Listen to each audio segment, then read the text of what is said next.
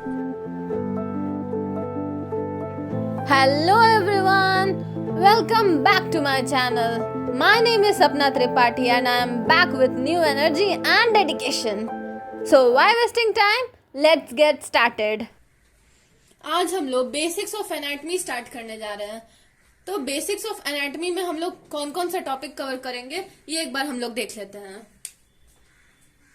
इसमें हम लोग सब डिविजन्स ऑफ एनाटमी देखेंगे, नॉर्मल एनाटमिकल पोजीशन देखेंगे, प्लेन्स ऑफ द बॉडी देखेंगे, एनाटमिकल टर्म्स देखेंगे और various movements of the body देखेंगे। सबसे पहले हम लोग सब डिविजन्स ऑफ एनाटमी देखेंगे। सब डिविजन्स ऑफ एनाटमी में सबसे पहला है ग्रॉस एनाटमी। ग्रॉस एनाटमी वो जो हम लोग नेकेड आइज से देख सके। एग्जाम्पल, जो हम लोग विसरास देखते हैं एनाटमी लैब में, वो सब क्या है, हम लोग नेकेड आइज से देख सकते हैं। Second one is regional anatomy. Regional anatomy में डिफरेंट रीजन्स के बारे में पढ़ते हैं बॉडी के। Example is upper limb, lower limb, thorax, abdomen, ये सब डिफरेंट रीजन्स हो गए बॉडी के जो कि हम लोग स्टडी करते हैं रीजनल एनाटमी में। Third one is systemic anatomy. Systemic anatomy में हम लोग वेरियस सिस्टम्स के बारे में पढ़ते हैं बॉडी के। Example, nervous system, skeletal system, muscular system.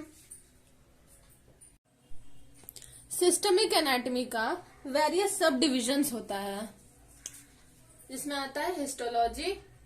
Histology means microscopic anatomy. इसमें हम लोग टिश्यू का स्टडी करते हैं। Embryology. Embryology is developmental anatomy. कैसे एम्ब्रियो का डेवलपमेंट होता है वो इसमें पढ़ते हैं।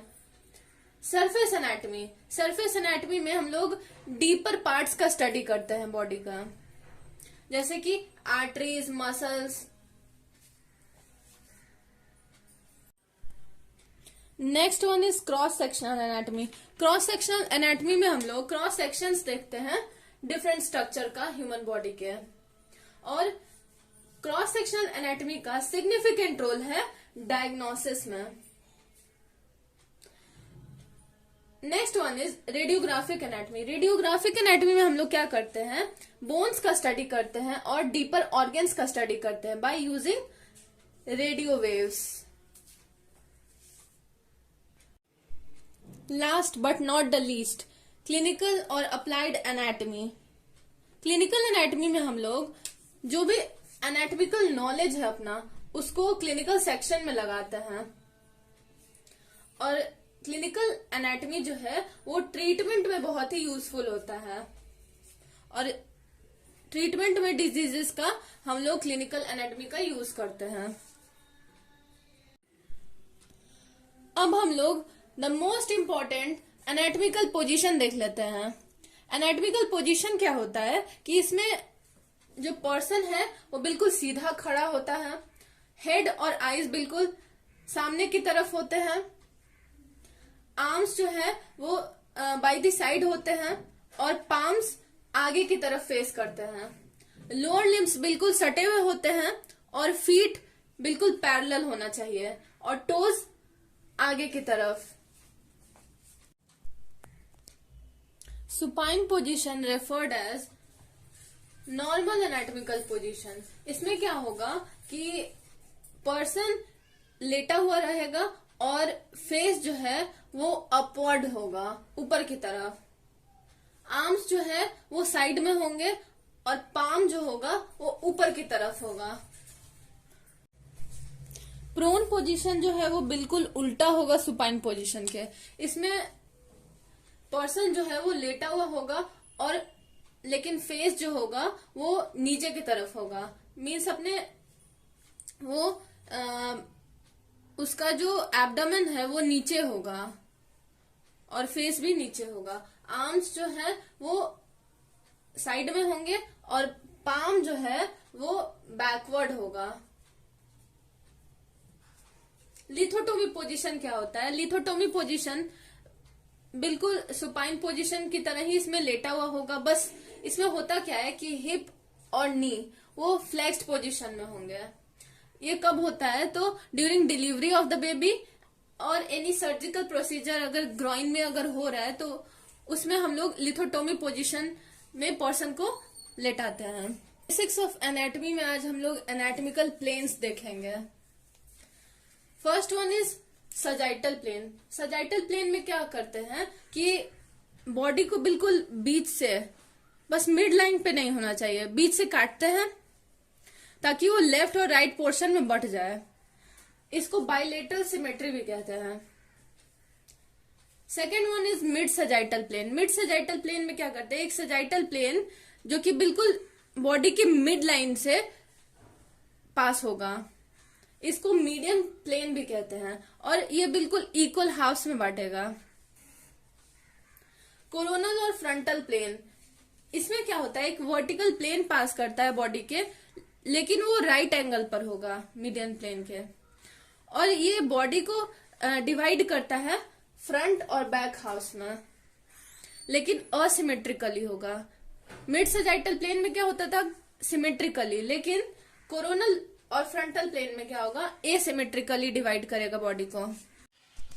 Fourth one is transverse plane, या फिर इसको हॉरिजॉन्टल प्लेन भी कहते हैं। इसमें क्या करते हैं कि बॉडी को काटते हैं हॉरिजॉन्टली ताकि body upper and lower half में बढ़ जाए, लेकिन राइट एंगल पर काटेंगे। ऑब्लिक प्लेन क्या होता है कि कोई भी प्लेन से हम लोग काट देंगे, लेकिन वो हॉरिजॉन्टल और वर्टिकल एंगल में नहीं होना चाहिए। हॉरिजॉन्टल और वर्टिकल एंगल छोड़ करके कोई भी प्लेन से अगर काटेंगे तो वो ऑब्लिक प्लेन कहलाएगा। अब हम लोग कुछ एनाटॉमिकल टर्म्स देख लेते हैं। पहला है एंटीरियर। एंटीरियर और वेंट्रल, ट्रंक, नेक और फेस के जो फ्रंट में होगा वो एंटीरियर, और जो बैक में होगा वो पोस्टीरियर। सुपीरियर, जिसको कि क्रेनियल भी कहते हैं, मतलब हेड की तरफ अगर कोई भी चीज होगा तो वो क्रेनियल या फिर सुपीरियर कहलाएगा, और अगर फीट की तरफ होगा तो वो इंफीरियर कहलाएगा। मीडियन क्या होता है, median means mid line, body का जो मिड लाइन होता है उसको मीडियन भी कहते हैं, और मिड लाइन के जो भी नजदीक होगा जो भी स्ट्रक्चर उसको हम लोग मीडियल कहेंगे, और अगर दूर होगा मिड लाइन से तो वो लैटरल कहलाएगा। दो टर्म्स होते हैं, बाइलेटरल एंड यूनिलैटरल। बाइलेटरल क्या होता है कि पेयर्ड स्ट्रक्चर जिसमें राइट और लेफ्ट मेंबर्स दोनों होगा, मीन्स कि वो बॉडी के दोनों साइड में प्रेजेंट होगा, उसको हम लोग बाइलेटरल कहेंगे। Example is kidney. यूनिलेटरल क्या होता है, ये एक अनपेयर्ड स्ट्रक्चर है, बॉडी के किसी भी साइड में प्रेजेंट होगा। Example is heart. Ipsilateral and contralateral, अगर सेम साइड में प्रेजेंट होगा तो इप्सिलेटरल, अपोजिट साइड में प्रेजेंट होगा तो वो कॉन्ट्रालेटरल। ये नर्व्स और फाइबर्स के लिए ज्यादातर यूज किया जाता है। Superficial and deep. सुपरफिशियल वो स्ट्रक्चर जो बॉडी सरफेस के क्लोज होगा, मीन स्किन के क्लोज होगा, तो सुपरफिशियल स्ट्रक्चर कहलाएगा, और अगर दूर होगा बॉडी सरफेस के तो वो डीप होगा। ये मसल्स में हम लोग ज्यादातर यूज करते हैं।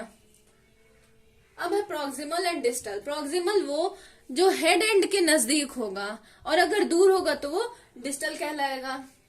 ये लिम्स में हम लोग यूज करते हैं, अपर लिम, लोअर लिम, उसमें यूज करते हैं। अब कुछ टर्म्स होते हैं जो कि हम लोग हॉलो ऑर्गन्स में यूज करते हैं। हॉलो ऑर्गन्स जैसे कि स्टमक,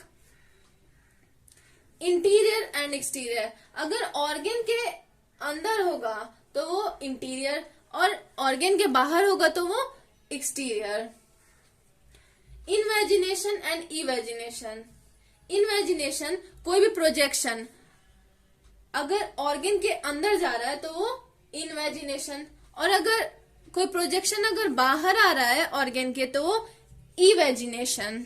बेसिक्स ऑफ एनाटॉमी में मूवमेंट्स ऑफ द बॉडी पढ़ेंगे। इसमें फर्स्ट मूवमेंट है फ्लेक्शन। फ्लेक्शन में क्या होता है, फॉरवर्ड बेंडिंग होता है, और एंगल जो है वो घटेगा बिटवीन बोन्स और parts of the body. Movement जो है वो एंटीरियर डायरेक्शन में होता है, एक्सेप्ट नी जॉइंट। एक्सटेंशन में क्या होता है, ये अपोजिट होता है फ्लेक्शन के। इसमें स्ट्रेटनिंग होता है या फिर एंगल बढ़ता है, और मूवमेंट जो है इसमें वो पोस्टीरियर डायरेक्शन में होगा except knee joint. Next movement is abduction and adduction. Abduction में क्या होगा, मूवमेंट जो होगा वो मिड लाइंस के दूर होगा, और एडक्शन में मूवमेंट मिड लाइन के तरफ होगा। और ये दोनों मूवमेंट जो होता है एबडक्शन एंड एडक्शन वो फ्रंटल प्लेन में होता है और कोरोनल प्लेन में। Next one is medial and lateral rotation. Medial rotation में क्या होता है, ये अंदर की तरफ इनवर्ड रोटेशन है, जिसमें एंटीरियर सरफेस लिम्ब का वो मीडियन प्लेन के क्लोज होता है। और लैटरल रोटेशन में क्या होता है कि ये आउटवर्ड रोटेशन होगा, और एंटीरियर सरफेस जो है वो मिड लाइन के या फिर मीडियन प्लेन के दूर होगा। सर्कमडक्शन में क्या होता है कि ये कॉम्बिनेशन होता है फ्लेक्शन, एक्सटेंशन, एबडक्शन, एडक्शन और मीडियल एंड लैटरल रोटेशन का। कौन कौन से जॉइंट है जो सर्कमडक्शन करते हैं, तो ball and socket joint and hip joint. Pronation and supination. Pronation और सुपाइनेशन जो है वो फोर आर्म के लिए स्पेसिफिक होता है। इसमें क्या होगा, प्रोनेशन में फोर आर्म का रोटेशन होता है ताकि पाम जो है वो नीचे की तरफ हो ऐसे, और सुपाइनेशन में क्या होगा, पाम ऊपर होगा ऐसे।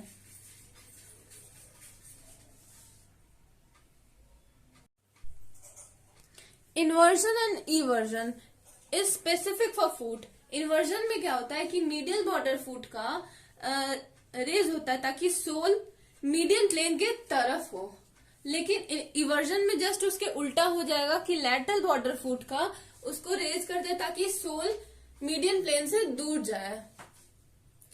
एलिवेशन एंड डिप्रेशन क्या होता है कि ये इसमें क्या होगा, एलिवेशन में पहले देख लेते हैं कि जॉ जो है वो मूव करेगा सुपीरियरली और माउथ क्लोजर हो जाएगा। डिप्रेशन में क्या होता है कि जॉ मूव करेगा नीचे की तरफ और ओपनिंग ऑफ माउथ होगा। Example is mandible. Elevation and depression जो है वो मोर स्पेसिफिक होता है for jaw. What is law of ossification? Law of ossification state that the first formed secondary ossification center is the last to fuse. That means कि जो सबसे पहले secondary ossification center बना है वो सबसे लास्ट में फ्यूज करेगा। लेकिन इसमें भी एक्सेप्शन है कि फिबुला जो है वो इस लॉ को फॉलो नहीं करता है। This is the law of ossification. Definition of some common features found in bones. इसमें पहला है एंट्रम। एंट्रम मीन्स कैविटी, खाली जगह। कॉन्डाइल क्या होता है, एक स्मूथ राउंडेड आर्टिकुलर एमिनेंस, उभार, मतलब एक उभार रहेगा लेकिन वो स्मूथ होगा और राउंडेड होगा। आर्टिकुलर मीन्स वो जॉइंट का फॉर्मेशन करेगा। इपीकॉन्डाइल क्या होगा कि कॉन्डाइल के ऊपर जो होता है उसको इपीकॉन्डाइल कहते हैं। फोसा क्या है, एक तरह का ब्रॉड डिप्रेशन है। फोविया क्या है, फोविया एक स्मॉल शैलो डिप्रेशन, एक छोटा सा गड्ढा की तरह। हाइटस क्या है, हाइटस एक तरह का गैप है। मीटस क्या है, मीटस एक शॉर्ट कैनाल, एक रास्ता। प्रोसेस क्या है, काइंड ऑफ प्रोजेक्शन। जैसे कि एक्रोमियन प्रोसेस, वो क्या है, एक तरह का प्रोजेक्शन है तो उसको हम लोग प्रोसेस कहते हैं। स्पाइन क्या होता है, एक शार्प पॉइंटेड प्रोसेस है। सल्कस क्या है, एक तरह का ग्रूव या फिर इसको फरो भी कह सकते हैं। ट्रोक्लिया क्या है, ये पुली शेप्ड होता है और कहाँ होता है तो ह्यूमरस के बेस में हम लोग को देखने को मिलता है। ट्यूबरकल क्या है, ये एक रफ राउंडेड एमिनेंस या फिर इसको ट्यूबरोसिटी भी कह सकते हैं। कॉन्डाइल क्या था, स्मूथ राउंडेड एमिनेंस था, लेकिन ट्यूबरकल क्या है, रफ राउंडेड एमिनेंस है। मच।